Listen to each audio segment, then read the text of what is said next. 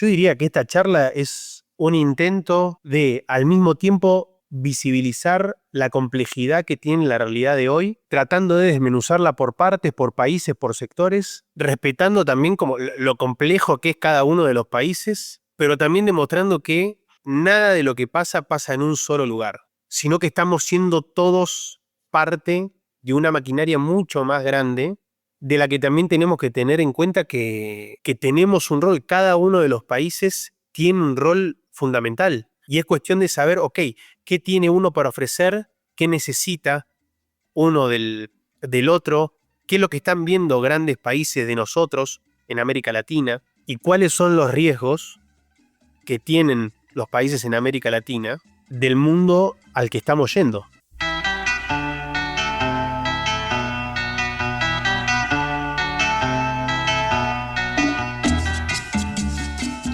Bienvenidos otra vez a Conversando de Política. Soy Elohim Monart.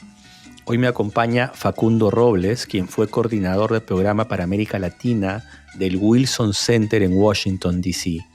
y es profesor en la Universidad Nacional de la Defensa en la República Argentina. Facundo además es magíster en políticas públicas por Georgetown y es especialista en geopolítica latinoamericana, con un énfasis en temas de defensa, energía y relaciones internacionales en el Cono Sur. Debo confesar con cierta vergüenza que esta conversación la grabamos hace un par de meses, pero por algunos problemas técnicos tuvimos que retrasar su publicación. Aún así, el tema no ha perdido vigencia, todo lo contrario. Con él hablamos de la competencia entre grandes potencias en América Latina y cómo se juega en sectores estratégicos como energía, defensa, infraestructura y tecnología. Discutimos qué implica la creciente presencia de China en el Cono Sur, la respuesta de los Estados Unidos y de qué manera se reposicionan actores como India, Rusia, Brasil, México en este tablero multipolar. Con él hacemos una revisión casi país por país, región por región, bastante exhaustiva, debo decir. La pregunta de fondo es qué significa todo esto para la democracia de la región y para la capacidad de nuestros estados de sostener agendas propias. Esto es Conversando de Política. Este podcast es parte de la red de contenidos de The Jacob Shapiro Podcast. Los invito a continuar la conversación y a seguirnos en todas nuestras plataformas.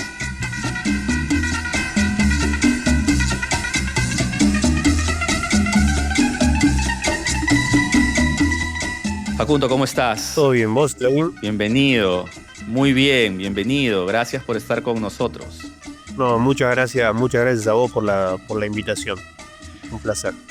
Facundo, cuando planeamos esta conversación, tú me pusiste en el correo una tesis que a mí me parece provocadora por sus implicancias. Entonces me dices algo así, voy a parafrasear, que la competencia entre potencias en sectores estratégicos, energía, defensa, infraestructura, tecnología, está afectando la calidad o estaría afectando la calidad democrática en América Latina.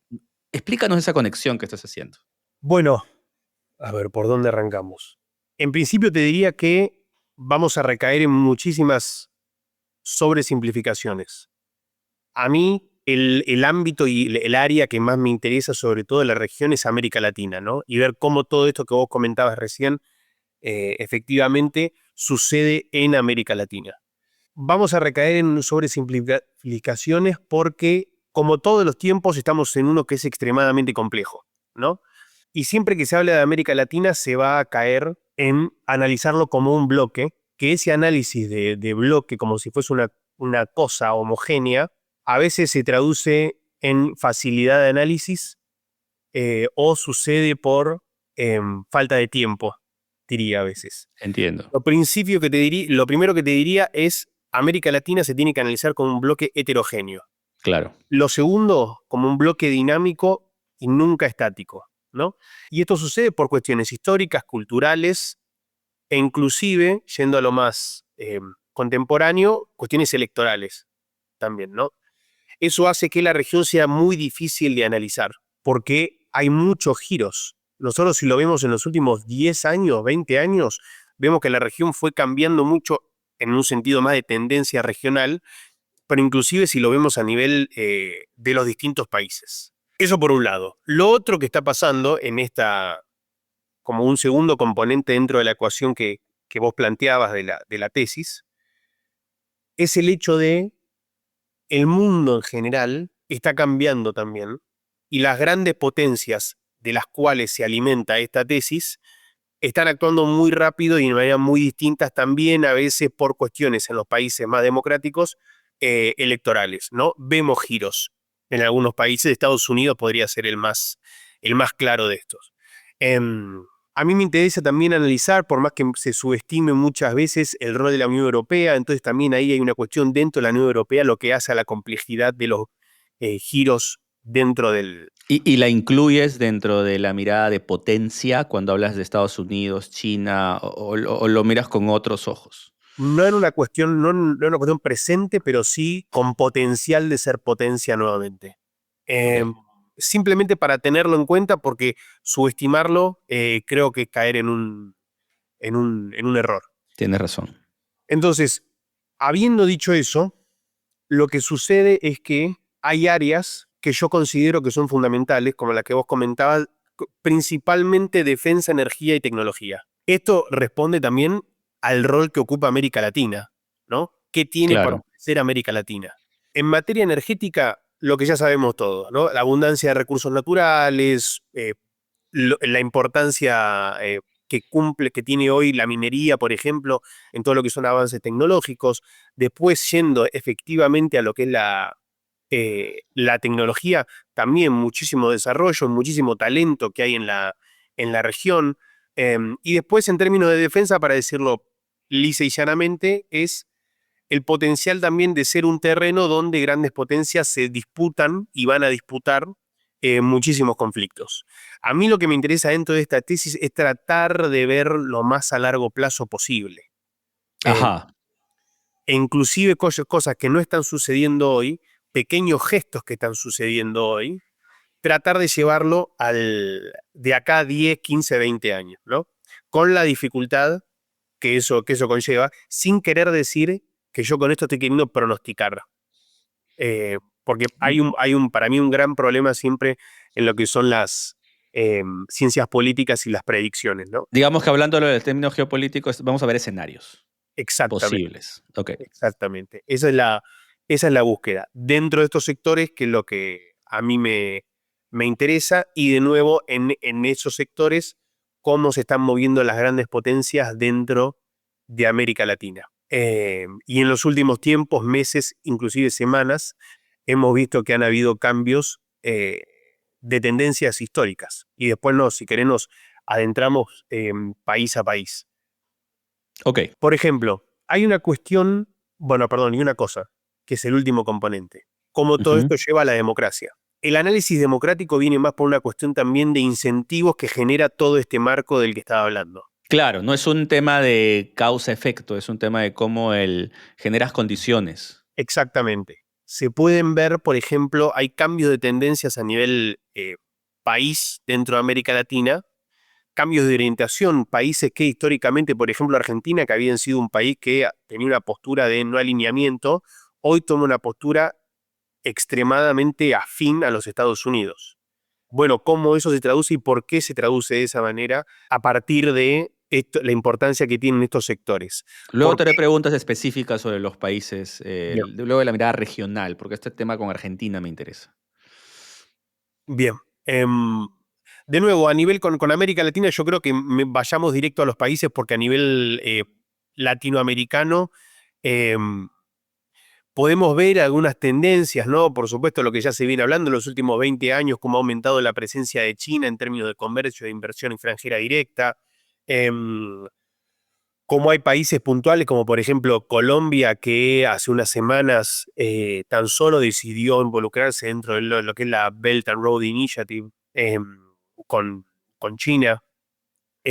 Cómo hay países que consiguen financiamiento de China, por ejemplo, y están empezando a reemplazar lo que era históricamente financiamiento que venía de fuentes occidentales. Em, Vemos esas tendencias. Vemos tendencias también de inversiones en infraestructura, puntualmente de China, por ejemplo, el interés puntual que tiene China en infraestructura. Perú es un caso monumental en esto. Em, Es la palabra. Vemos también que hay lo que hace, creo yo, a la complejidad también de la actualidad es que, en primer lugar, no estamos todos bajo la visión de un único país de lo que significa el mundo y las relaciones entre los países, sino que cada uno de los países tiene intereses y un deseo y una visión muy característica, ¿no? China, por ejemplo, históricamente una cultura milenaria, ve al comercio como el vehículo a través del cual relacionarse con los países. Ujú. Estados Unidos, y yo siempre estoy hablando de América Latina, ¿eh? Sí, Eh, sí, en relación con América Latina. exacto. Estados Unidos es un país que con América Latina tiene, a veces puede ser visto como una ventaja y a veces como una desventaja, pero tiene mucha historia, historia reciente. El siglo XX para América Latina ha sido caracterizado por la relación que hemos tenido todos los países con los Estados Unidos. Una relación además que ha ido variando también. Exactamente. Varía en el momento histórico que evaluemos y varía cada país. Así es. Varía por presidente que ha tenido los Estados Unidos y varía por presidente tanto democrático o autoritario que han tenido los países latinoamericanos. Eso también hace que tengamos ya una historia compartida y hace que a veces inclusive el rol de Estados Unidos se traduzca dentro de política doméstica en los países latinoamericanos. Con China esto no sucede.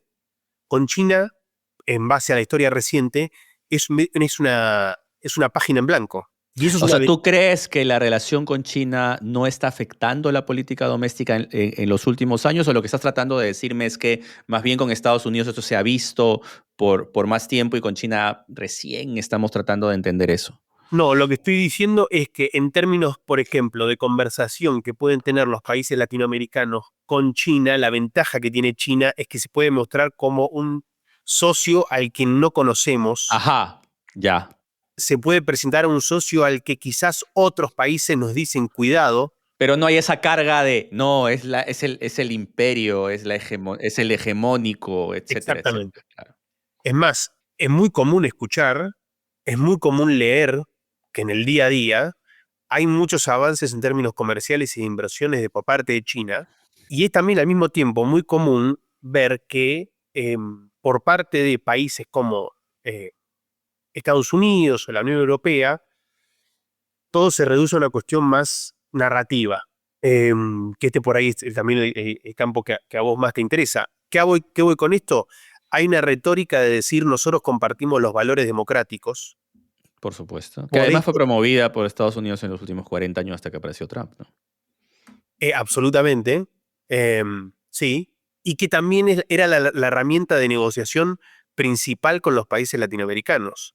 Así es. La negociación era, no vayan con China, quédense con nosotros porque compartimos los valores. Em, y Además, en un giro, luego de haber promovido dictaduras en los años anteriores, a partir de los 80s y 90s, da este giro a ahora nosotros apoyamos las democracias, casi como un acto de culpa o de contrición, podríamos decir incluso. Em, sí, pero también es importante saber que, si bien hay una cuestión histórica, los actores que están involucrados hoy en la política estadounidense no son los mismos todos que han estado durante esa época, ¿no? Y creo que también plantearlo así es pensar que un país o sus ciudadanos tampoco pueden cambiar. Sí creo que hubo un cambio de visión, sí creo que Estados Unidos está ante un cambio de cómo ve y cómo es su relación con América Latina. Sí creo yo que le parece muy difícil hoy tratar de encontrar un diálogo que sea distinto al coercitivo que teníamos hace varias décadas, y están en esa búsqueda. En esa búsqueda, creo yo, China lo tradujo muy fácilmente en términos transaccionales, Así comerciales es. y de inversiones. Yo te doy esto, tú me apoyas de Exactamente, esta manera. Ajá. exactamente. Ahora bien, esto después se traduce en una erosión democrática dentro de los países latinoamericanos, porque es muy distinta la lectura que uno puede tener a largo plazo en términos de política exterior a la de corto plazo política interna. La política exterior, cuando uno la analiza y busca la necesidad de acuerdos y demás, a veces creo yo, de nuevo, por pecar de simplificaciones, em, deja de lado que en términos de política doméstica lo importante son las elecciones y lo importante son los votos y cada partido que está gobernando lo que va a querer es tratar de que se traduzca en tratar de conseguir mayores puestos de trabajo, mayores inversiones extranjeras en su país, y etcétera, etcétera. Eso hoy lo está consiguiendo China. Eh, Eso hoy se está traduciendo de China insertándose en los países. Eh, Ahí creo yo también que radica mucho la complejidad, y me estoy desviando un poco, pero ahí radica un poco la complejidad del rol que puede tener Estados Unidos, y por eso creo yo también que Estados Unidos está virando de la manera que lo está haciendo, porque está queriendo encontrar un nuevo lenguaje de política exterior y un nuevo lenguaje de relación con el resto de los países. Se dieron cuenta que quizás frente a la potencia que tenía China en términos de inversión y comercio, eh, y frente a las necesidades que tenían otros países, ellos tenían que encontrar una nueva manera de comunicarse.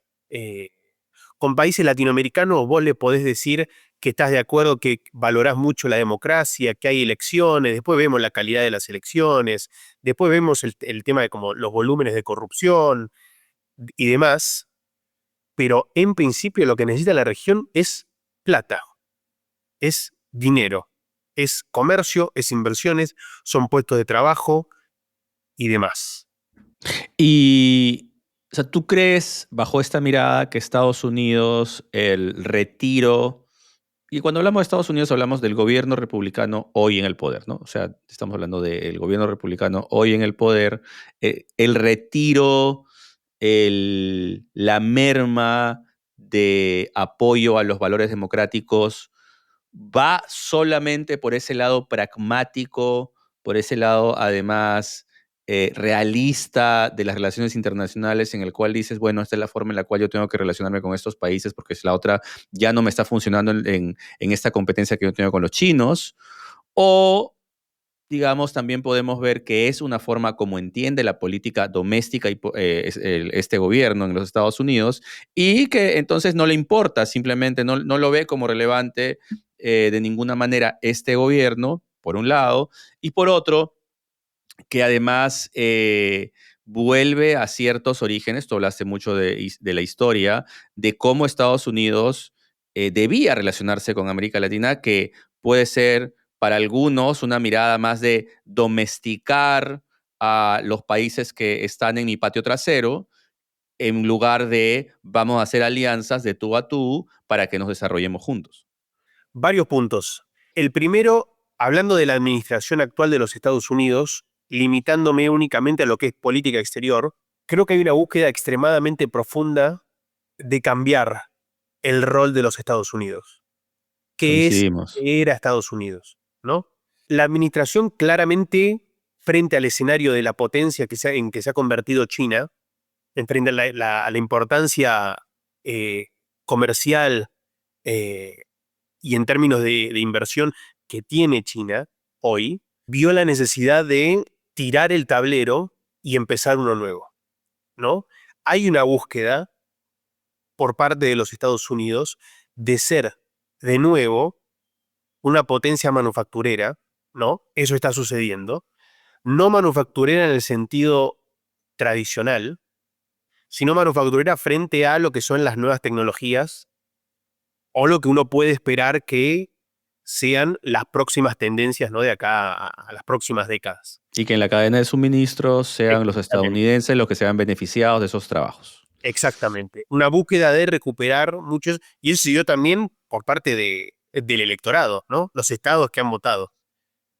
Sí. Habiendo dicho esto, porque vos comentaste recién el deterioro democrático, ¿no? Y yo creo que ahí hay que tener un par de luces rojas prendidas cuando se analiza lo que está haciendo hoy Estados Unidos en cuanto a política exterior, ¿no? Em, Uno lo puede plantear con cualquier otro país, con cualquier otra potencia, pero como te dije recién, limitándome a América Latina, los Estados Unidos están planteando un mundo donde vuelve a ser relevante, más que una cuestión diplomática, quién tiene más poder. Y el poder Ujú. se traduce a través de varios medios, ¿no? Em, Claramente están ejerciendo mucha presión, claramente hay una cuestión inclusive de presión geoeconómica, ¿no? De utilizar medios más, qué sé yo, las nuevas tecnologías y demás, potenciales inversiones, potenciales ayudas, potenciales vehículos multilaterales quizás basados en los Estados Unidos para poder ayudar a algunos países. Todos esos medios los están usando para tratar de conseguir mayor afinidad con ciertos países. En este escenario también hay casos emblemáticos que pueden ser tomados como modelos de estudio de algunos países que toman esa reciprocidad de manera mutua, ¿no? Esa afinidad de manera mutua, em, y buscan ser beneficiados en este nuevo orden que está emergiendo, ¿no? Una de las luces rojas que te mencionaba recién es que hay que tener en cuenta, y te lo digo esto estando viviendo en Washington, Ujú. Trump es una persona que se ha puesto en contra a muchos, principalmente al mundo académico, ¿no? La alta élite académica de los Estados Unidos, em, y a muchas organizaciones que tienen como principal labor tratar de entender qué está pasando, ¿no? Analistas de cualquier índole, de política interna, política exterior, cualquiera. Esto lo digo como luz roja para tener en cuenta que mucho de lo que se consume hoy en términos de información tiene altos sesgos, tanto para un lado como para el otro, y es lo que hace difícil también para personas como nosotros de querer entender un poco o traducir un poco qué es lo que está pasando. Ujú. Esto es muy importante tenerlo en cuenta porque si uno se rige por lo que lee o lo que se consume, estamos frente al apocalipsis total. Por un lado, por el otro estamos más bien en el Exacto, por renacimiento el de los otro es Estados el Unidos. auge, exacto, es la época dorada de los Estados Unidos de nuevo emergiendo. ¿Y cuál es el equilibrio? ¿Qué diría el analista Facundo Robles que trata de sacar esos velos que tratan de ocultar una mirada más objetiva de lo que está pasando? Yo creo que ahí también radica la dificultad de nuestro campo hoy, pero limitándome exclusivamente de nuevo a lo que es política exterior, en un principio se había considerado que América Latina iba a ser prioridad por haber nombrado a Marco Rubio, ¿no? Teniendo el primer secretario de Estado de origen latino, una persona que ha manifestado su interés por la región, que ha tenido sus causas, ¿no? Ha defendido causas en la región. eh, y se pronosticaba que quizás ahora América Latina iba a ser el hecho de que también que las primeras visitas del secretario de Estado hayan sido en la región, ¿no? Hay que tener mucho cuidado porque en algún sentido la importancia que le da Estados Unidos a América Latina sigue siendo muy parecida a la que se le viene dando en los últimos años. Como que yo no veo mucho cambio en el sentido de cuáles son las prioridades que tiene Estados Unidos en América Latina, que son principalmente tres: migración, narcotráfico e inversiones chinas, ¿no? Para mí el interés en América Latina por parte de los Estados Unidos se traduce en esos L- tres ejes. Lo cual nos trae a uno de los puntos que tú mencionabas al inicio y decías, ¿cuál es el lugar de América Latina en el tema geopolítico, ¿no? Y tú empezabas diciendo, hay un tema de recursos naturales importantes. Y ahora me estás diciendo que los recursos naturales no están en ninguno de esos tres. Los recursos naturales es algo que tiene la región para ofrecer. Es un potencial. Exacto. Y es una herramienta que se podría usar como negociación por parte de los países a la hora de querer conseguir los mayores beneficios de cualquier tipo de relación bilateral o multilateral. Yo lo que te acabo de plantear no es que tiene desde la visión de América Latina, sino desde la visión de los Estados Unidos. Ujú. Ese último punto, el de los recursos naturales, entraría dentro del interés de las inversiones chinas o el comercio, el rol de China en América Latina. Ahí se podrían insertar los recursos naturales. ¿Ok? Y estas tres temáticas, a mi manera de verlo, también a veces suelen ser bastante útiles para dividir a la región en bloques o en agrupaciones de países. ¿no? A lo que es migración, claramente Centroamérica, México, ¿no? Todo lo que es cuestión más geográficamente más cercana. Uno podría incluir en lo que es toda la importancia más de narcotráfico, históricamente Colombia, hoy Ecuador también, Costa Rica también. Y después entra como Sudamérica, que en términos relativos es la donde China se ha posicionado mucho más fuerte, ¿no? Uno puede ver que, por ejemplo, hoy China es el socio comercial principal de Brasil.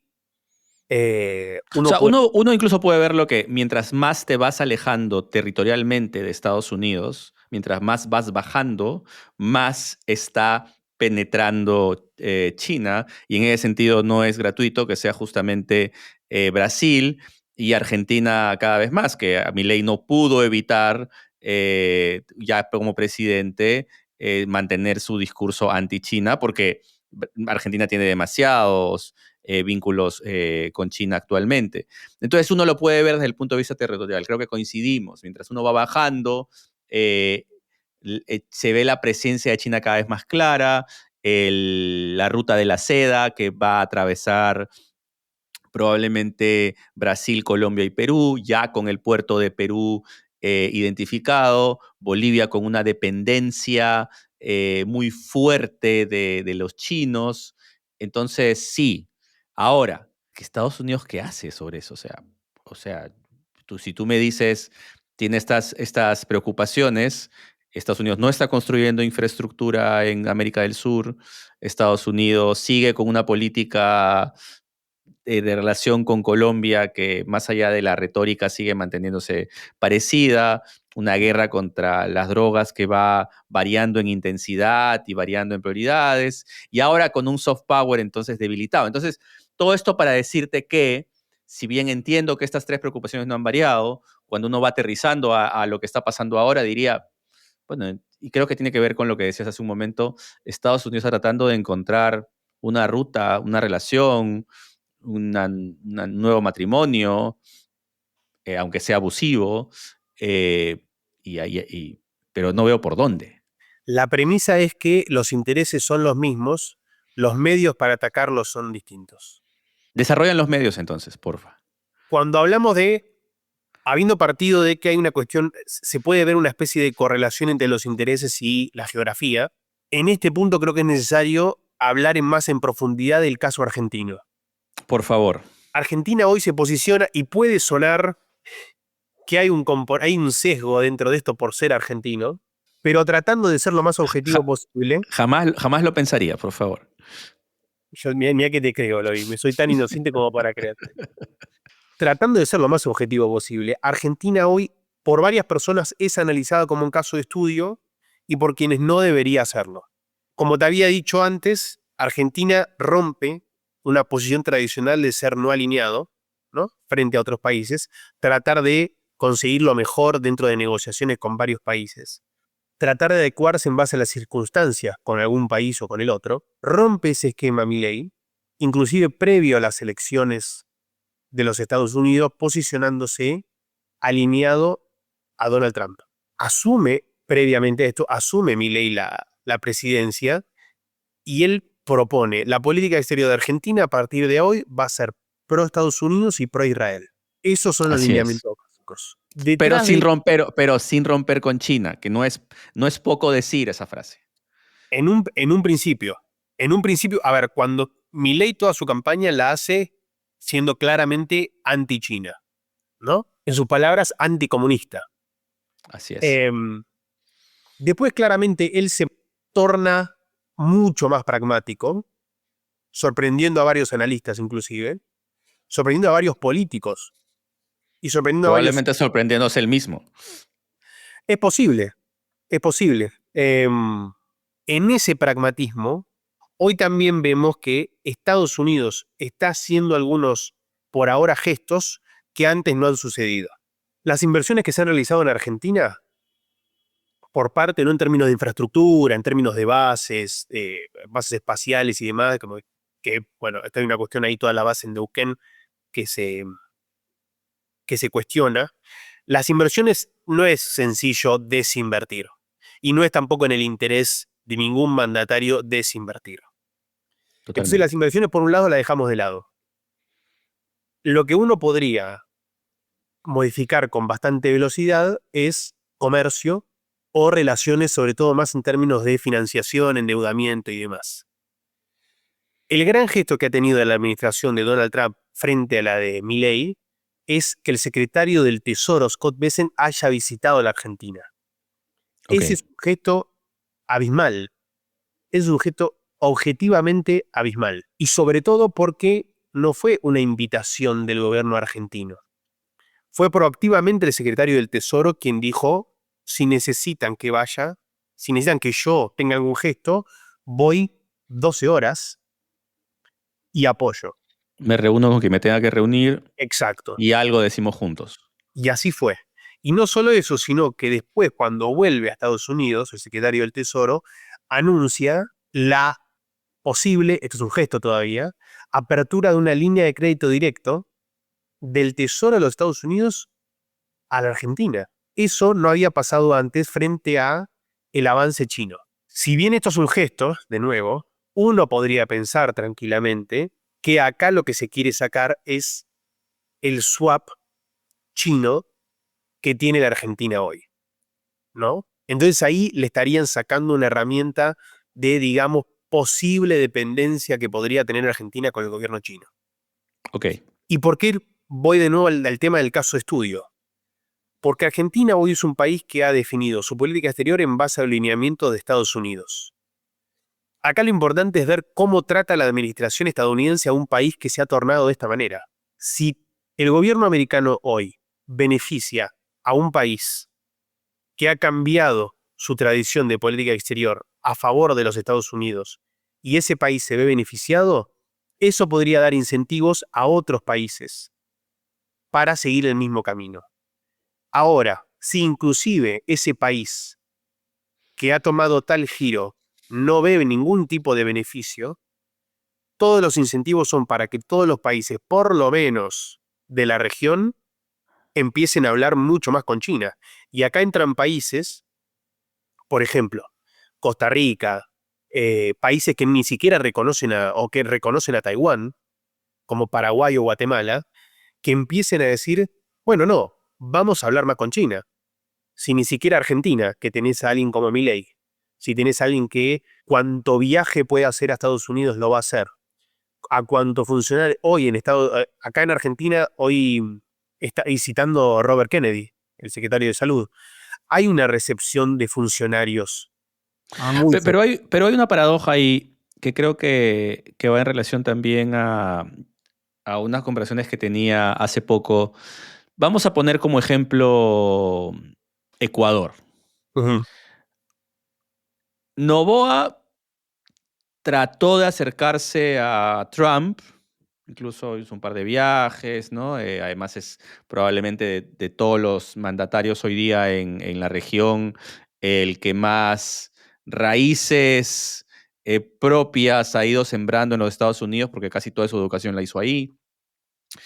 Y no queda claro, y este es mi punto, si a sus votantes esto les gustó. O sea, creo que en Argentina se da el caso particular que hubo un apoyo masivo hacia Milei para que gane las elecciones, que acaba de ser respaldado además por la ciudad. Entonces tienes un electorado que ve con buenos ojos a Milei y podrías decir, ok, ve con buenos ojos también a Trump tal vez. Pero no sé si todo esto está en la región. Y esto lo vinculo con lo que decías hace un rato, que finalmente a los políticos les importa sus votos. Entonces, realmente podríamos decir que esa relación simbólica con Trump podría entrar en una contradicción. Es decir, sí, puede ser que reciba algunos beneficios de los Estados Unidos, pero irme todo pro Trump me puede también terminar saltando en la cara con mi electorado. Creo que acá hay que marcar una diferencia que va de la mano con lo que te comentaba previamente de el cuidado cuando se ve a América Latina como un bloque homogéneo. Porque en el caso de Argentina hay dos particularidades. La primera es el origen de Milei Claro.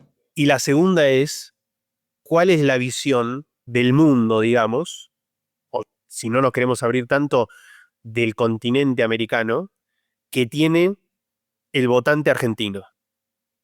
Ajá. que ahí hay una diferencia.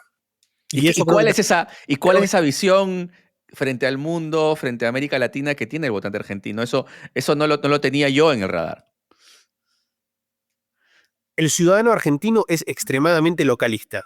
Es posible que a una persona que le apasiona, que le interesa la política, o ni siquiera tanto, que está al día de lo que está pasando, sepa cuáles son las riñas políticas de una elección que no tiene ningún tipo de trascendencia. Puede que sepa qué está pasando en la intendencia de una provincia que en términos de relevancia es casi nulo. El votante argentino tiene una formación también muy profunda en lo que es su propia historia, la historia argentina. Ahora, salimos un poco de la Argentina y no sabemos qué está pasando. Ajá. Es posible que vos viajes de Buenos Aires a Montevideo, en Montevideo sepan lo que está pasando en Buenos Aires, pero que en Buenos Aires nadie sepa lo que está pasando en Montevideo. En- es muy probable que vos agarres a alguien al azar en la Argentina y que tampoco sepa qué está pasando en Brasil hoy, por más que seamos vecinos. Hay una dinámica en la que en la Argentina lo único que importa es la política interna. Y eso lo saben los políticos. El votante argentino se rige principalmente por lo que sucede internamente. Hay algunas excepciones quizás en las que se está al tanto de qué está pasando en, por ejemplo, Venezuela. Claro. Pero eso principalmente por la traducción que ha tenido la vinculación de ciertos políticos, cierto espacio político, con el chavismo, por ejemplo. ¿Y la relación con Brasil dirías que importa un poco? No. La relación argentina con Brasil, la visión del argentino, el argentino en general, de nuevo, y acá estoy cayendo en una simplificación absoluta, eh, pero es muy, muy, muy básica de lo que sucede afuera. Eh, Ok. es muy, muy básica. Eh, ¿Y por qué te digo esto? Porque tampoco tiene tanto efecto entonces cuál es el presidente con el que está asociando el presidente argentino en ese momento. Ujú. No hay una memoria tampoco tan contundente de lo que han sido otros presidentes eh, estadounidenses, digo, ¿no? Y esto te lo digo ¿por qué? Porque no tiene tanto costo asociarse con Trump o asociarse con Kamala Harris en la campaña. Ok, No ya tiene, veo por dónde vas. Cosa que es muy, muy argentino. Es decir, tú tienes otros países en los cuales la alianza con los Estados Unidos puede ser, podría no perdonarse. Tienes otros países como Perú, como mi país, más bien que la alianza con Estados Unidos es casi natural.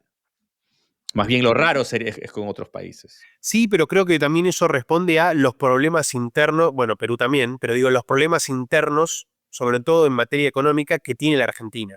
¿A qué Sí, voy estamos con de esto? acuerdo. No Estamos de si acuerdo. no tenemos la capacidad de resolver otro problema, entonces ni siquiera vamos a analizar los problemas de otros. 100%. Su Eh, problema estructural, económico, lo hace muy único dentro de la región en muchos una vez sentidos. que se solucionen algunos problemas de estabilidad macroeconómica en la Argentina, quizás ahí vamos a tener el tiempo de poder abrir la ventana y ver qué está pasando afuera. Pero por lo menos por ahora no hay interés. Y te lo digo como una persona a la que le interesan las relaciones exteriores, le interesaría muchísimo que en Argentina también se abra al análisis de qué es lo que está pasando afuera. Y esto también te lo digo y lo conecto con el origen de Milei, que acá creo que hay una diferencia también con Noboa. Noboa surge en el escenario de la muerte cruzada de Lazo. Milei surge frente al hartazgo de muchos años de una clase política. Si bien Noboa se propone como alguien fresco, nuevo, joven, etcétera, él tenía una relación ya por el padre con la política. Eh, Sí, y no se está presentando como alguien que viene a romperlo todo. Que en ese sentido, sí, Milei dialoga incluso con Trump. De hecho, yo me atrevo a decir, y yo creo que publiqué algo, eh, un post, nada muy elaborado, pero es algo que sí trabajo en mi doctorado, que es a veces hablamos mucho de la narrativa que baja desde Estados Unidos hacia la región, pero Milei finalmente es una inspiración de sur a norte, y que vaya ido Milei y se haya presentado con la motosierra al lado de Elon Musk, no habla de Elon Musk influyendo hacia el sur, sino más bien habla de Milei influyendo hacia el norte. Ahora, Evidentemente estamos hablando de esto con todos los cuidados del mundo. Estados Unidos es la potencia más importante y más grande que hay, pero Milei ya estaba siendo entrevistado Y de hecho, el otro día vi un reportaje que estaba despertándome en Carolina del Norte en la mañana, prendo 8 de la mañana, y aparece en un medio local un reportaje sobre la influencia de Milei, o cómo era el pionero de la motosierra que estaban implementando el Dodge en los Estados Unidos. Bueno, pero volviendo al punto, lo que quisiera es, yo quisiera tal vez en esta parte ya de la conversación aterrizar un poco en estos elementos que planteabas. Hablábamos de energía y hablamos de los contratos petroleros, de litio que está en negociación, Argentina es crítico ahí, infraestructura, ya hablamos de la ruta de la seda, de los grandes puertos. De hecho, tú decías muy bien del caso de Perú. En Perú no solamente tenemos ese puerto, el puerto de Chancay, sino que la empresa que provee energía a toda Lima es China, ¿no? O sea, la dependencia ahí es brutal. Y hay algo que quisiera aterrizar en algún momento de esta conversación desde el punto de vista de la tecnología, que es por el lado de cómo las plataformas tecnológicas aterrizan y no solamente el hardware y la gran infraestructura. Entonces tienes a TikTok con una presencia brutal en la cultura popular latinoamericana hoy, y tienes mientras tanto a X, a WhatsApp, a Instagram, también con una presencia ahí que habla pues de la capacidad que tienen estas empresas para recoger nuestra información, para poder además, si desean hacer censura algorítmica, con X creo que es muy claro, y además, como finalmente es un mercado tan pequeño en Latinoamérica para estas grandes empresas, ni se preocupan en hacer el fact-checking o en verificación que antes había ahí. Entonces, todo esto para decir, háblanos un poco más de estas competencias que existen en estas dimensiones tan importantes para tu tesis. Energía, infraestructura, tecnología y quizás defensa, que dijiste que tiene ahí un lugar fundamental, pero tal vez con nombre y apellido, con cómo están estas diferentes tendencias chocando. ¿Qué pasa en Panamá, donde Costco Shipping, que by the way es la mínima administradora de Chancay en Perú, se ve en esa tensión de que Estados Unidos está dispuesto a todo, al parecer, al menos en la retórica, porque China deje de controlar el canal de Panamá? Bueno, Muchos temas, tú elige uno y tú suelta por dónde gatillar y detonar esta siguiente momento de la conversación. varios frentes, varios frentes. Creo que, en primer lugar, si bien lo hablamos por arriba, y recién lo mencionaste, yo creo que el puerto de Chancay puede ser un antes y un después en términos de cuál ha sido el rol que ha tenido China en la región. En la región, no solo en Perú. Exactamente. ¿Por qué? En primer lugar, como vos mencionaste, está involucrado Costco Shipping, que el 60% de Costco es chino, ¿no? Entonces, el puerto de Chancay se vuelve el primer puerto no solo financiado, pero también operado por China en la región. Y eso tiene un componente fundamental en la diferencia. Como vos bien sabrás, hay toda una discusión en cuál puede llegar a ser el rol que ocupe el puerto de Chancay en caso de que haya un conflicto bélico con China, ¿no? Así es. Por un lado, Perú argumenta que el Congreso sería quien defina si las naves que tienen prioridad sean las chinas o no, pero la realidad es que por el lado de China, de la manera en la que ellos lo ven, es al ser un puerto operado por China, la prioridad la van a tener navíos chinos. Eso es en el caso de un potencial conflicto. Y esto es una amenaza absoluta para los Estados Unidos, frente al término que vos habías comentado antes del famoso patio trasero de los Estados Unidos, ¿no? Esto es una fibra extremadamente sensible. Otra fibra extremadamente sensible que falta, pero ya el hecho de que retóricamente se hable y que se discuta en, por ejemplo, medios como estos, es la potencial vía transoceánica. Por supuesto. Otro fenómeno también que hay que tener como ahí por lo menos visto en términos de infraestructura, que es fundamental para lo que es el Pero rol. que además terminaría en el puerto de Chancay, Exactamente. ¿no? Exactamente. Por eso O empezaría, dependiendo por dónde lo quieras ver. ahí es la relevancia del puerto de Chancay. No es una cuestión para tener, y claramente Estados Unidos no lo deja así de lado. Hay una cuestión también que hace difícil, y ahí por ahí radica un poco la diferencia de la manera en la que se involucró Estados Unidos con eh, Perú y el puerto de Chancay, a de la manera en la que se involucró con Panamá y el canal.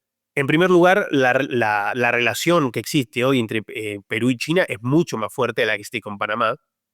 En segundo lugar, Panamá hoy cuenta con un presidente como Mulino que es muy afín a los Estados Unidos, cosa que uno hubiese esperado al principio si lo analizaba como se veía el mundo antes de estos últimos años, de este último año, meses.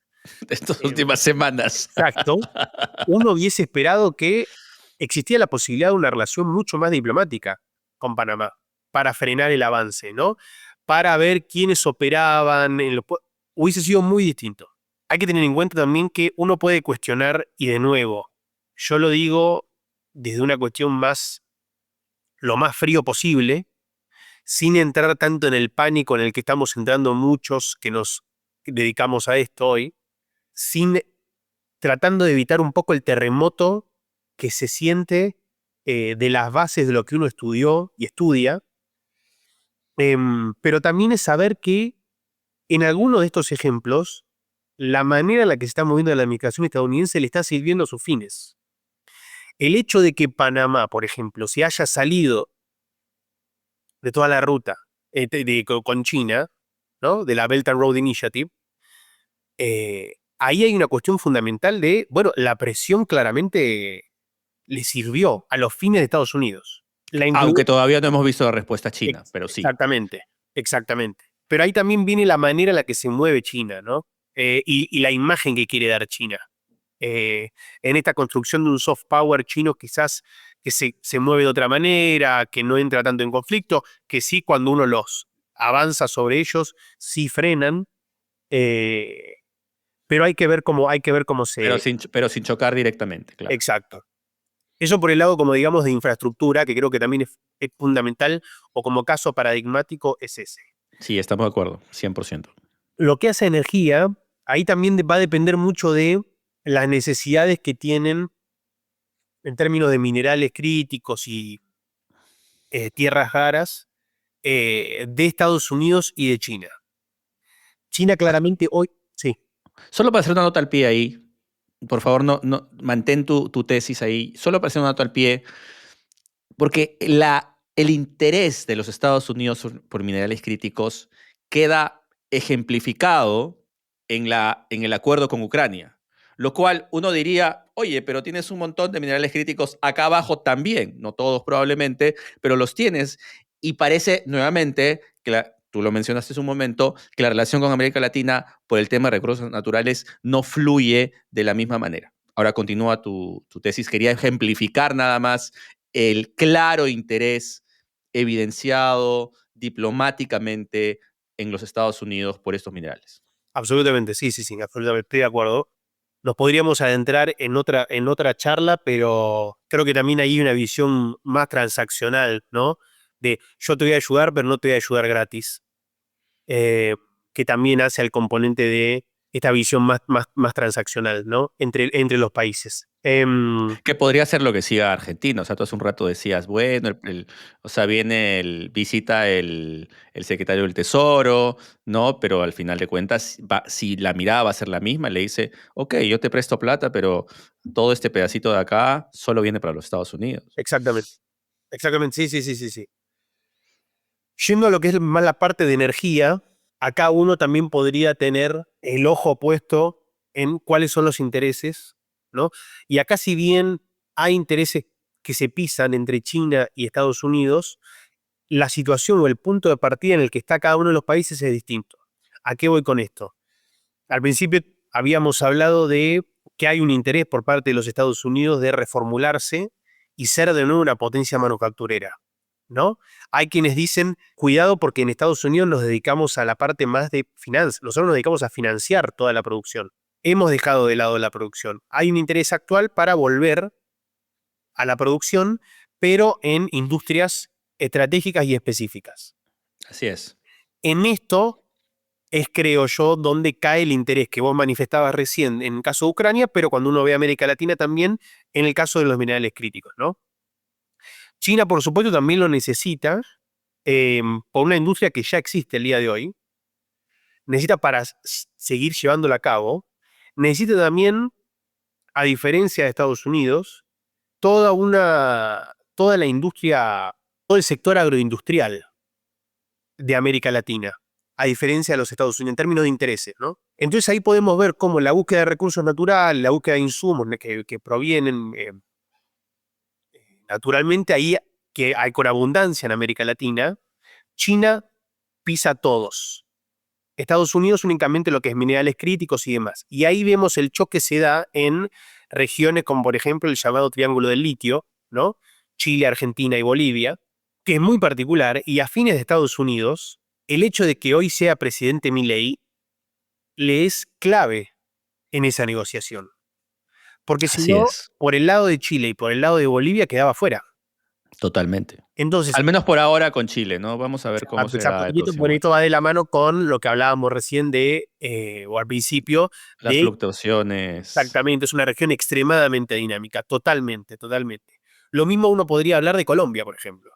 Eh, Así es. pero volviendo a lo que es como la parte del triángulo del litio, ahí hay un interés clave. Argentina tiene este régimen de fomento a las grandes inversiones que se llama RIGI, promovido por Milei y aprobado en el Congreso, y no por el azar, pero la empresa que obtuvo la primera licitación del RIGI en minería de litio en Salta y también de cobre es Río Tinto. Entonces Ajá. también hay una búsqueda ahí de quitar un poco de peso a, a lo que es el rol de China hoy en la industria minera en la Argentina y en el Triángulo del Litio. Bolivia es un caso particular, ¿no? En todo esto. Bolivia también con las elecciones hay que, para mí, prestarle mucha atención. Bolivia, sobre todo, hay que prestarle atención a las relaciones que está teniendo con Irán, que es muy Hmm. particular también, y que eso, Desarrolla eso porque no creo que todos los que nos escuchan estén al tanto y para mí también sería muy informativo. Irán ha firmado con Bolivia un acuerdo que va tocando varios ejes, pero los principales serían más de seguridad y defensa, ¿no? Y esto va de la mano también con varios estudios que están hablando de un avance, eh, sobre todo a través como de Hezbollah por Que Bolivia. ya tenía una presencia en Venezuela, ya tenía una presencia en Nicaragua, pero en el resto de países de la región la presencia era mínima, si es que había. Entonces, tú lo ves esto como un paso adelante en su influencia. Sí, sí, definitivamente. Si no adentramos mucho en esto es porque no va como tanto de la mano con el eje que estábamos tocando más de no tecnología, energía y demás, pero sí es un punto que Estados Unidos está viendo porque em, es como el costo que está pagando Estados Unidos de haber dejado de lado por tantos años al continente. Y es el refilón de defensa también, ¿no? O sea, no central, pero por ahí se puede abordar. Exacto, sí, sí, sí, sí. Bueno, por eso también hay varios países, como por ejemplo, Argentina está tomando medidas bastante contundentes que antes no se tomaban en la frontera con Bolivia, en el norte, con Jujuy, que responde en un componente a cuestiones migratorias, a seguir la línea de lo que hace Estados Unidos, pero también un componente de seguridad. De nuevo, esto también es fundamental, no va de la mano con lo que estamos hablando, pero sí creo que es para tener en cuenta en términos más políticos, sobre todo sabiendo las elecciones presidenciales en Bolivia de este año, eh, y que es algo que Estados Unidos está viendo. ¿Por qué? Volvemos al litio.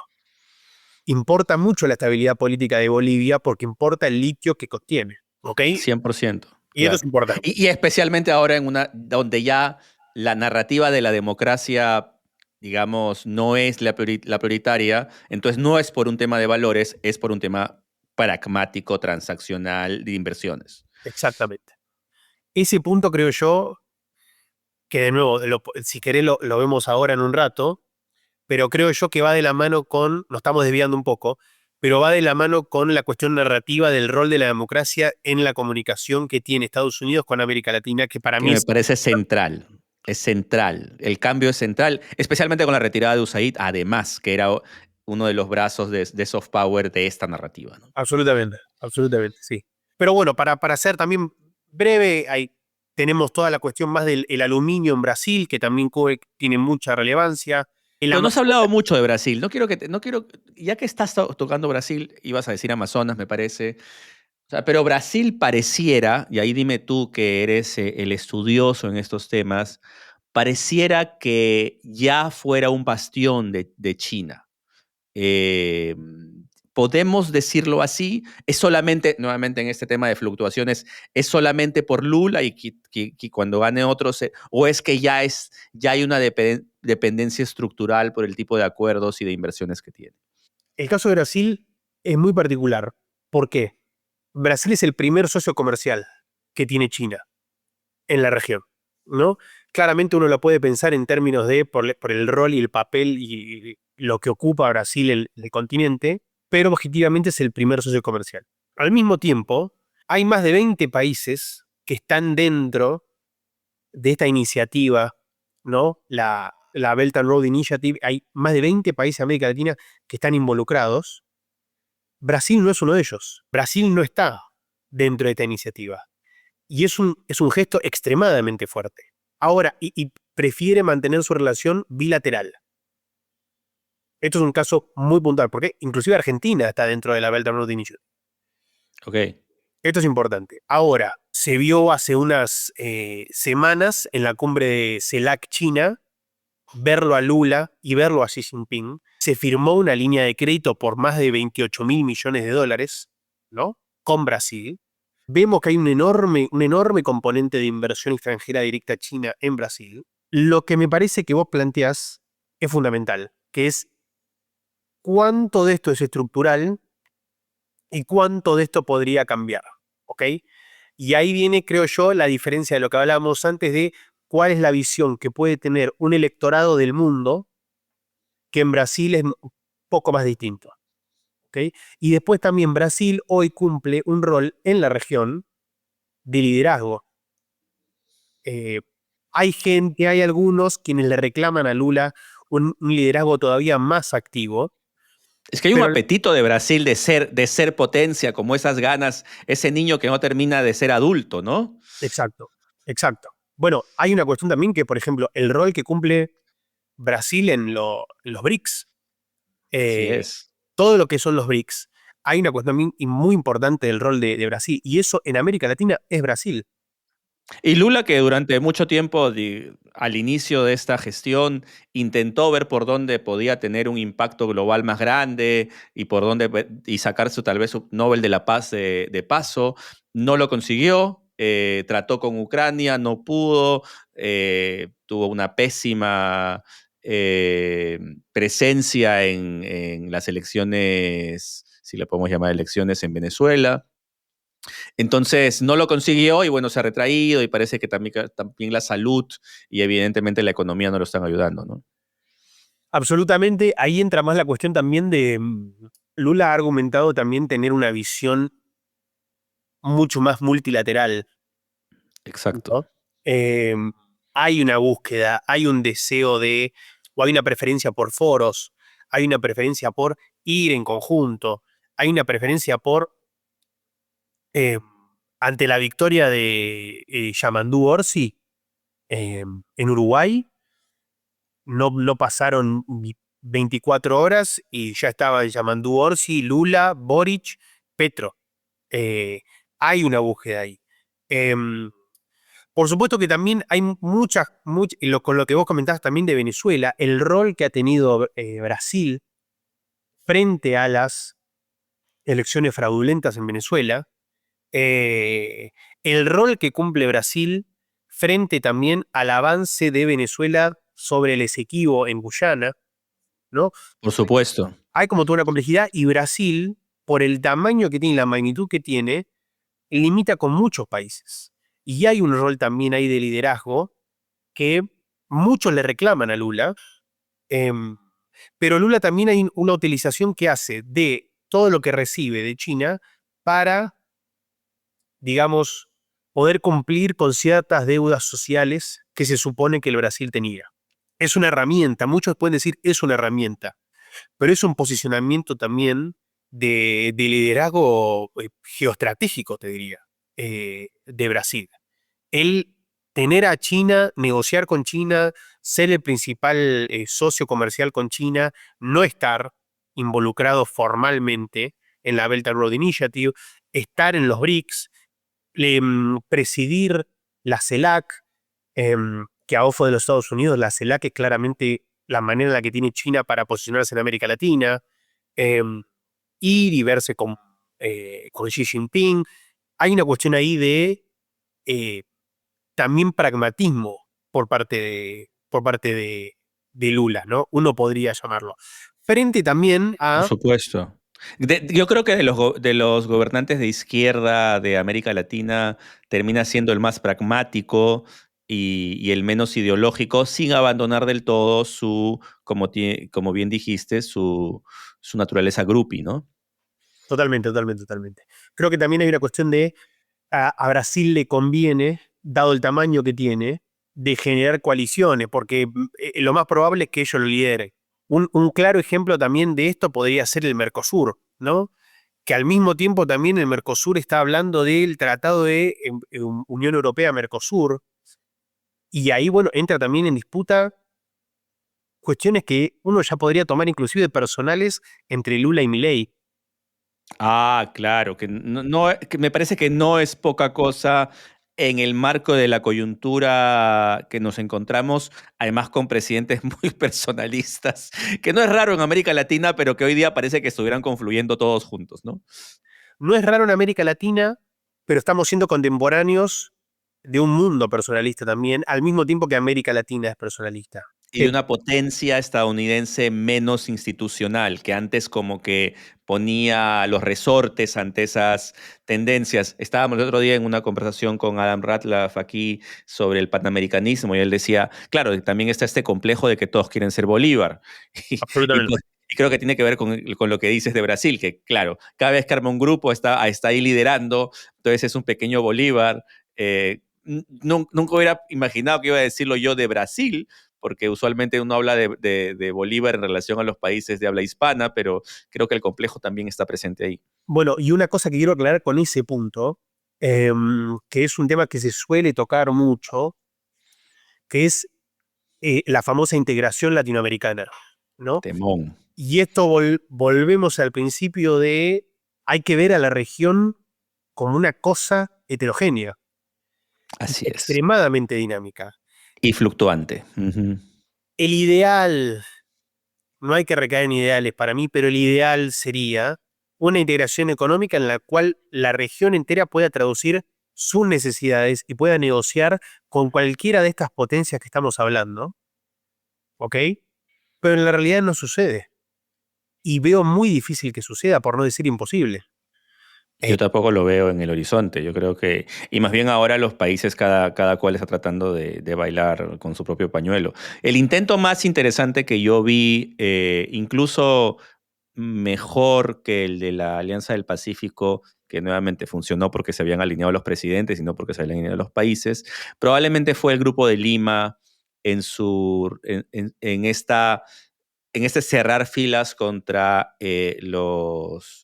los intentos autoritarios de Venezuela, ¿no? Pero creo que después de esas dos experiencias, que además lo digo con mis sesgos más cercanos del Perú, no he visto otra alianza que haya tenido frutos. No sé si tú lo ves desde tu lado, ¿ves alguna que haya tenido algún tipo de impacto, algún tipo de relevancia?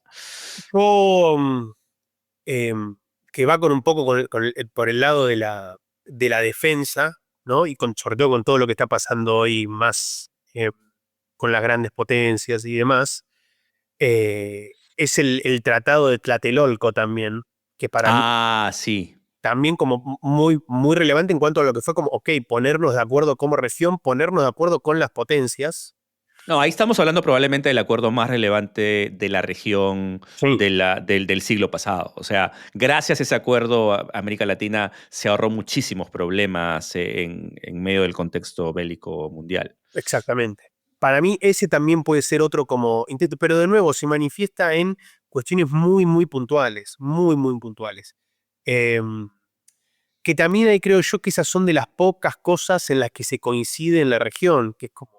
eh, se suele calificar a la región de pacífica, si bien hay conflictos internos muy fuertes, ¿no? Uno podría argumentar, bueno, ¿de qué me hablas de tranquilidad o de pacifismo?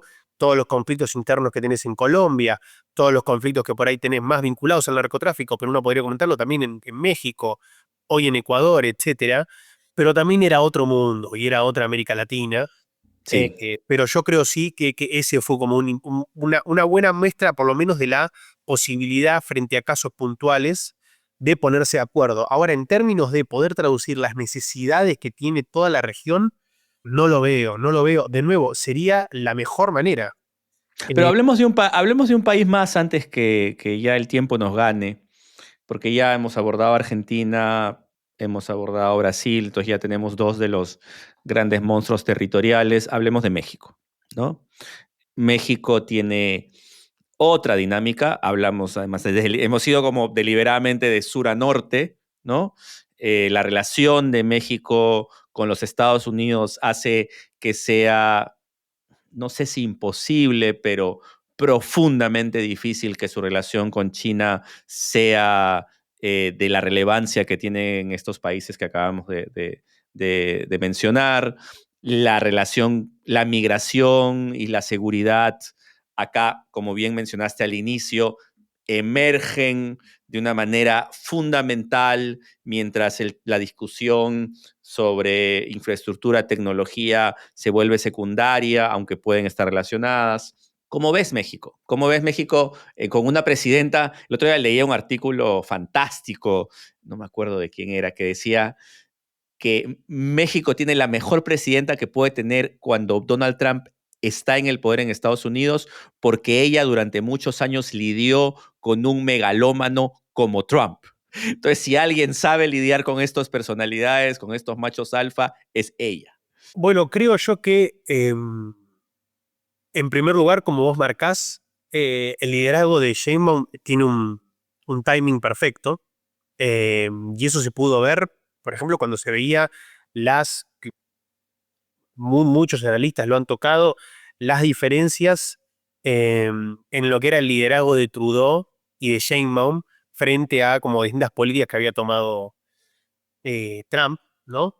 Sheinbaum se está mostrando, por lo menos por ahora, si bien tiene algunas cuestiones extremadamente cuestionables, ¿no? Como por ejemplo la reacción que tuvo frente a la victoria de Noboa en Ecuador, eh, sí tiene una postura con Estados Unidos que lo va manejando bien. También hay que decir que no le queda otra. Hay una dependencia, por ejemplo, en términos de... A Petro no le queda otra y mira cómo reacciona. O sea. Yo igual creo que hay diferencias. Creo que hay diferencias. Hay una cuestión de... eh, la cuestión geográfica en el caso de México es fundamental. Es fundamental. Sí, sí, sí. Y todos los beneficios que se han visto en la economía mexicana, ¿no? En estos últimos años, también generaron que, por ejemplo, toda la política monetaria y arancelaria de México esté extremadamente ligada a la Reserva Federal de los Estados Unidos. Esa dependencia hoy tranquilamente les puede volver en contra. Para aquellos que estén apostando porque de toda esta neblina que tenemos hoy, Estados Unidos salga el gran vencedor, ese sería el escenario ideal para México. Por más que haya cuestiones ideológicas detrás, etcétera, Sheinbaum necesita eso. Eh, Claro. Hay una relación, ahí no puede existir divorcio, exacto. por Ahora, más que se lleven mal. ahora bien, es importante en términos de calendario, eh, se va a volver a revisar el TEMEC, ¿no? El USMCA, el Tratado Estados Unidos, México, Canadá. Se va a volver a revisar otra vez. Exactamente. Exactamente. Y por lo menos en términos retóricos, Trump fue bestial contra el tratado, ¿no? Un tratado que él mismo ha promovido en la primera administración. Así Eh, es. Hay que ver eso cómo se va moviendo, hay que ver ahí las negociaciones, cómo van turnando. Sí se ha visto, por ejemplo, un aumento en lo que es el gasto en defensa por parte de México, que claramente responde a una presión americana. Hay claramente, ahora cuando se está discutiendo el presupuesto en los Estados Unidos, hay también un interés por seguir construyendo el muro, ¿no? Con México en la frontera sur. em, y ahí tranquilamente puede haber una negociación de, bueno, te doy esto, me das esto, lo transaccional que hablábamos al principio, y hay que ver cómo se ajusta Sheinbaum, por ejemplo, en una cuestión más eh, pragmática en la negociación, pero retórica frente a su electorado. Eso para mí va a ser como muy, muy relevante de ver. Después también, dada la cercanía con Estados Unidos, como vos comentabas, ha sido muy limitada la relación con China. Hay una, en este tira y afloje que ha tenido Estados Unidos con México, de Estados Unidos exigirle a México que deje de facilitar o que sea más exigente con lo que es el narcotráfico, ¿no? Todo entrando a Estados Unidos. De la misma manera, México ha solicitado, bueno, ser mucho más exigente con lo que es el tráfico de armas, entrando a México. Ujú. Y a esto se le suma, para sumar a China en la discusión, todo lo que es la discusión de fentanilo hecho con insumos que vienen de China. Y ahí entra como se vuelve todo, como todo lo que estamos hablando hoy, muy, muy complejo. Para variar, sí. Exactamente, exactamente. Para mí lo más relevante de México es, por más que puedan armar una narrativa en la que es la economía, es una de las economías más importantes de la región, sin duda alguna, se ha visto muy beneficiado por Estados Unidos y por el tratado, por el TEMEC, sin duda alguna. Otra discusión, Pero alguien te podría decir, se ha visto beneficiada una parte de México, ¿no? Pero mientras tanto, tienes ahí otro México que está viviendo otra realidad y que alguien podría argumentarte, oye, pero ahí no hay ningún beneficio, más bien lo único que han recibido es armas de los Estados Unidos. por supuesto, siempre, siempre buenísima declaración, lo hago en términos macroeconómicos, digamos, en términos de como inversión, en términos de empleo. Claramente hay estados mexicanos que se han visto sumamente beneficiados. Hay toda una actividad ilegal que también se ha visto beneficiada de todo este movimiento. Eh, Hay toda una infraestructura que si bien sirve para llevar adelante como todo lo que es una cadena de suministro que ha favorecido a la producción mexicana, también ha favorecido a la producción de actividades ilícitas, por supuesto, por supuesto. Sí, yo lo que creo que es importante remarcar es que fuera de una retórica, México sí es el país que menos margen tiene para negociar con otros países que no sean Estados Unidos. Hay una Claro. dependencia estratégica con Estados Unidos. Hay una apuesta por Estados Unidos. Cuando se habla, por ejemplo, de los aranceles que se habían puesto con México, entró en crisis el esqueleto entero de México, el esqueleto económico de México hoy entró en crisis. Y uno no tenía que... Era muy fácil entrar y ver a empresarios, analistas y demás mexicanos entrando en crisis directamente. No hay mucho margen, no tiene mucho margen. E inclusive también, aun si se llegase al peor escenario posible y se desligan absolutamente y México se abre a otros mercados, si China empieza a involucrarse, China o cualquier otro país, empieza a involucrarse muy fuerte en México, cualquier gran potencia que hace eso sabe que está Que está metiéndose con los Estados Unidos. exactamente. Estás hablando de que Estados Unidos tiene dos grandes fronteras y una de ellas es con este país. Y esa es su gran ventaja geopolítica. Entonces, por supuesto que Estados Unidos no quiere que ningún país interfiera en México. Exactamente. Entonces ahí sí a México no, por supuesto, Sheinbaum va a decir que ellos van a tener un margen de negociación, que también lo tienen un componente de negociación. No digo que esté 100% dependiente de Estados Unidos, nada por el estilo, pero sí que si juega bien sus cartas, México puede salir altamente beneficiado. altamente beneficiado, de la misma manera que puede verse muy perjudicado. Eh, yo creo que también tiene mucho metido, pero sin haberlo pedido ni siquiera, porque responde a la geografía. No es como Argentina, que Argentina hoy se dispuso de manera proactiva a involucrarse en que Claro, su es del destino, país que está al otro extremo. exactamente, que su destino esté atado al de Estados Unidos.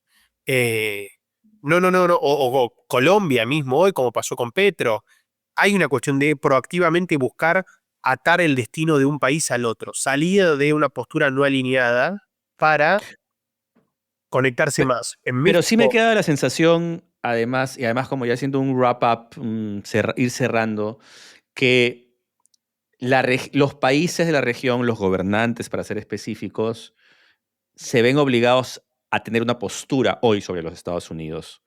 Eh, Incluso a decir, ok, voy a tratar de pasar piola, de no chocar, pero es una posición. Cosa que con Biden, incluso con el segundo Obama, es como que voy a navegar, ok, me pides esto, te lo doy, ok, bienvenido, ¿no? Pero hoy día es como que, ok, ¿cuál va a ser mi posición contra este sujeto? absolutamente. Sí, estoy totalmente de acuerdo, absolutamente. Hoy en día la neutralidad cuesta muy cara. Y no solo por los personalismos que hay en las grandes potencias, sino también porque es lo que ya están haciendo muchos países de la región. Entonces, hay países que sí o sí van a tener que tomar postura. E inclusive, por ahí, la postura que toman, la toman de manera indirecta, aliándose con algunos mandatarios que están a favor o en contra de, ¿no? Uno podría pensar, por ejemplo, Yamandu Orsi, en Uruguay, ¿no? Ajá. Quizás no tiene una manera como, o dada también como la cultura y la diplomacia y el ordenamiento del Estado uruguayo, no es una postura estratégica decir somos pro Estados Unidos o somos pro China. No le conviene. Ahora, si él, por una cuestión ideológica y partidaria, se ve más afín a Lula, a Petro y demás, bueno, implícitamente e indirectamente está ubicándose en el mapa. Pero esa foto sabe que le va a costar. Absolutamente, absolutamente. Para él es beneficio igual. Por supuesto, sí. Para él es Siendo un beneficio. país tan pequeño también. Eh, Sí, Pero sí, sí, totalmente de acuerdo. La neutralidad hoy cuesta muy cara. Y ahí también se vuelve a ver, aunque muchos cuestionen, la relevancia que tienen los Estados Unidos. Porque esto cambia por Estados Unidos. totalmente, claro que sí. Donald Trump está cambiando la dinámica sin necesariamente hacer mucho. USAID fue importante, debemos decir, desfinanció muchas cosas, pero sin hacer mucho en política exterior más que dar muchos mensajes. Ir cerrando y tal vez unir los puntos o cerrar el círculo. Empezamos con esta tesis tuya en la cual transitamos por varios países, por varios asuntos, infraestructura, tecnología, energía fundamental en tu tesis, defensa, y hemos transitado por algunos ejemplos para ver cómo estas dinámicas de poder entre fundamentalmente China y Estados Unidos con otros actores importantes, mencionaste la Unión Europea al inicio, aunque no hemos profundizado, tienen un impacto en las democracias de la región. E hiciste una salvedad muy importante diciendo, yo no voy a predecir, quiero plantear escenarios. Pero quisiera cerrar tal vez con eso.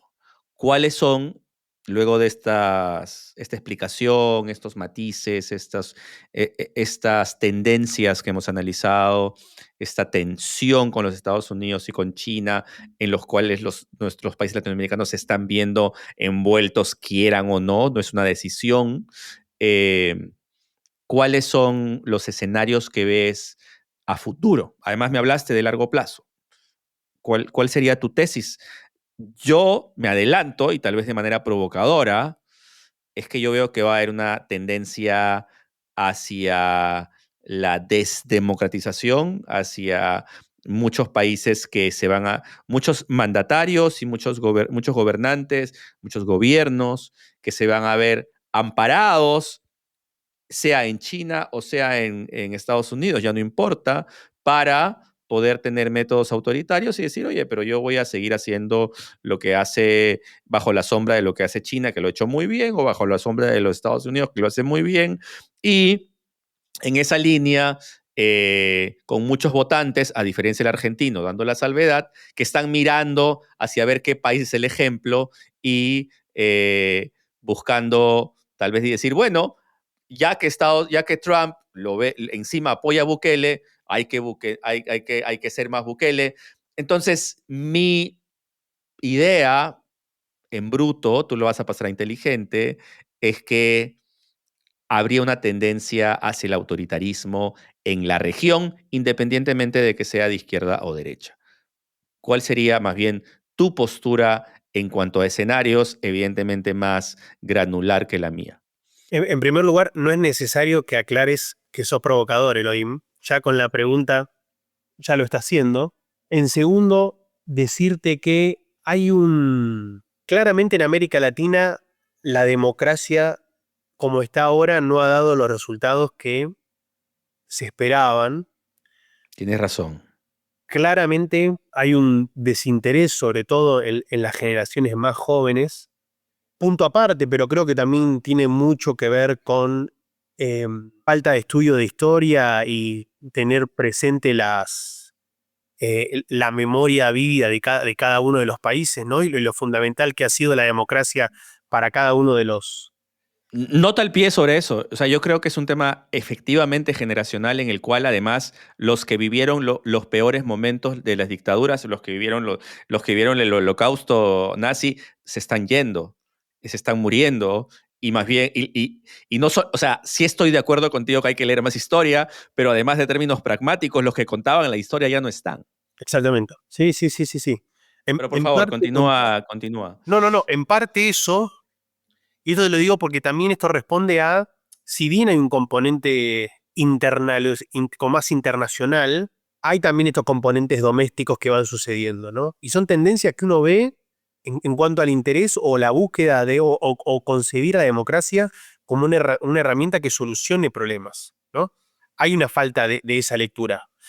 También creo yo que hay un hartazgo generalizado de pensarlo lisa y llanamente como hemos dado oportunidades, el electorado ha dado oportunidades a varios partidos, ninguno ha encontrado la solución, encontremos medios nuevos para llegar a esta solución. Voy a tirar como varios puntos. Por favor. Hay otra lectura que para mí es mucho más profunda y sin entrar, si querés lo tratamos en otra charla, pero es más política doméstica estadounidense, Lo voy a anotar para la próxima charla. pero creo yo que es una pregunta que a mí, nada, me encantaría también profundizarlo más o hablar con gente que esté más en el tema, pero es que tradicionalmente hemos concebido a la democracia como la garantía para tener desarrollo económico. Hoy eso está puesto en duda, usando a veces el modelo de China, y uno podría cuestionar inclusive, bueno, ¿qué va a pasar con Estados Unidos? ¿Ok? Ese punto para mí es fundamental, porque si se demuestra que existe la posibilidad de tenerlo sin el argumento que muchos políticos han tenido para favorecer la democracia, se podría ver fácilmente erosionado por aquellos que creen que un autoritarismo es la mejor eh, o la vía más rápida, ¿no? Después, Déjame solamente ponerle un condimento a eso para estar de acuerdo contigo, y es que a eso cúbrelo con el tema de la inseguridad en América Latina, el crimen, y este ejemplo que no creo que sea replicable, pero que ante la falta de soluciones se ve importante, que es lo que ha hecho Bukele de reducir de 80 homicidios por cada 100.000 habitantes a 2 su bueno, país en 3 años, ¿no? con ese punto, otra cosa que también me gustaría mencionar es, no, estábamos hablando antes y vos me provocás, no para hacer predicciones, y no hablando en términos de buenos y malos, ni optimismo, ni pesimismos, ni ningún tipo de valoración que uno pueda hacer, pero la realidad también que hay todo movimiento, sobre todo más de eh, organizaciones criminales, transnacionales, que se mueven a una velocidad mucho mayor que lo que se mueven instituciones de la tradicional democracia. De hace 200 años.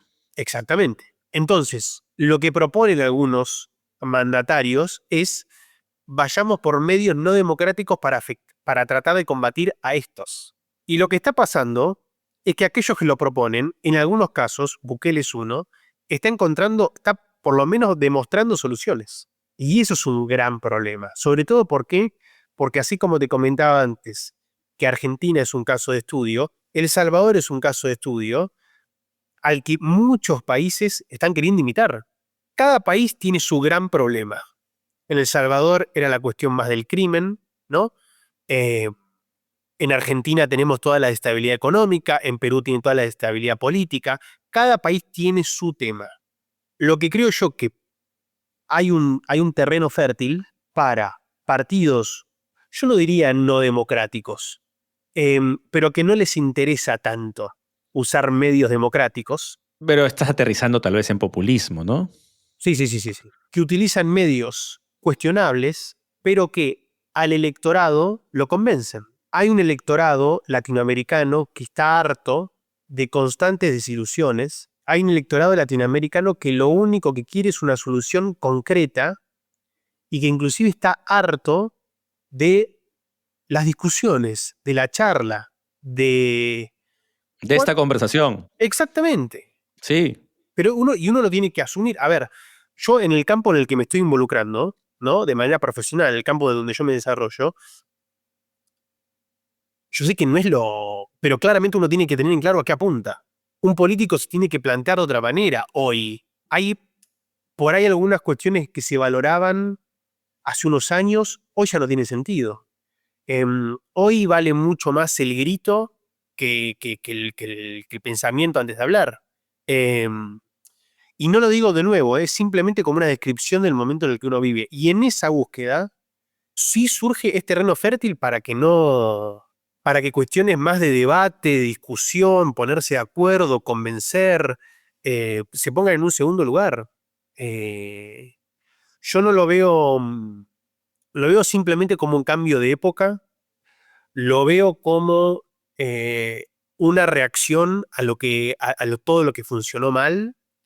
eh, pero para terminar un poquito más arriba, creo yo también que de esto, como de cualquier otra cosa, va a haber una vuelta de tuerca, eh, porque hay cierto conocimiento, cierta noción histórica que es necesaria. De nuevo, no quiero predecir, no quiero pronosticar, pero sí saber que es muy posible que haya gobiernos que no sean los que se necesitan hoy en día, pero que sí sean los que más convencen a un electorado que hoy está hambriento por soluciones rápidas, sea como sea. Y los problemas que tienen son, en algunos casos, básicos. Eh, Lo mínimo indispensable que se necesita, claro. Especialmente después de la pandemia, ¿no? Ahí podemos entrar. Y voy a cerrar que además esto lo voy a dejar como sembrado para la próxima conversación, que espero sea pronto, y es, ¿cuál es el papel entonces de la tecnocracia y la política pública en este escenario? ¿No? Todo, además, para los que como tú o como yo, nos hemos formado, nos hemos nutrido de una forma de hacer política pública que pareciera que ninguno de estos gobernantes quiere o les interesa promover. bueno, te lo digo, y esto también quizás, sí, quizás pecando de otra simplificación, eh, es posible que esa pregunta sea la más apropiada quizás para una audiencia que está escuchando este tipo de conversaciones. Entender cuál es el rol de las personas que nos estamos desarrollando, que nos interesan este tipo de cuestiones. Creo yo que también es necesario, va conectado más con lo tuyo, pero se sale un poco de la discusión que hemos tenido, y de nuevo, si querés, es como pie para lo que pueda llegar a seguir. Es importante pensar cuál puede ser el rol de gente como nosotros. Para especificar gente como nosotros, gente que nos formamos para ejercer en la función del servicio público, de la función pública, de la política pública, de lo público en general. Sí, y que inclusive valoramos la discusión como herramienta. Eh, Agregaría, desde la mirada política, además de esto, ¿no? exacto. No por romantizar una época anterior, para nada, sino simplemente diciendo hay otra manera de conseguir. Porque además, si no lo conversamos, ¿cuál es la otra? Nos agarramos a golpes, o sea, o te impongo algo. O sea, bajo esa mirada tan básica, ¿no? O sea, ¿cuál es el plan B a conversar? Absolutamente, absolutamente. Pero hoy creo yo, quizás estoy equivocado, espero estar equivocado, pero el convencimiento va por otro lado. No va por acá. Pero habiendo dicho eso, me encantó Ajá. esta charla. Gracias. No será no será la última. Hay anotado temas, tenemos todo el asunto de las narrativas viajando en las plataformas digitales y el nuevo soft power de la democracia, si es que se puede decir que hay todavía. Tenemos todo el tema de qué hacemos los tecnócratas hoy, qué nos queda, ¿no? Cómo relacionarnos con esa nueva forma de hacer política. ¿Cuáles son esos takeaways en lenguaje para nuestra tía, nuestra abuelita? A mi suegra le encanta esta parte de la conversación, ¿ah? Te voy a decirte. Se ríe, además, me dice, oye, o sea, yo soy la tía. Me dice. Yo diría que esta charla es un intento de, al mismo tiempo, visibilizar la complejidad que tiene la realidad de hoy, tratando de desmenuzarla por partes, por países, por sectores, respetando también como lo complejo que es cada uno de los países, pero también demostrando que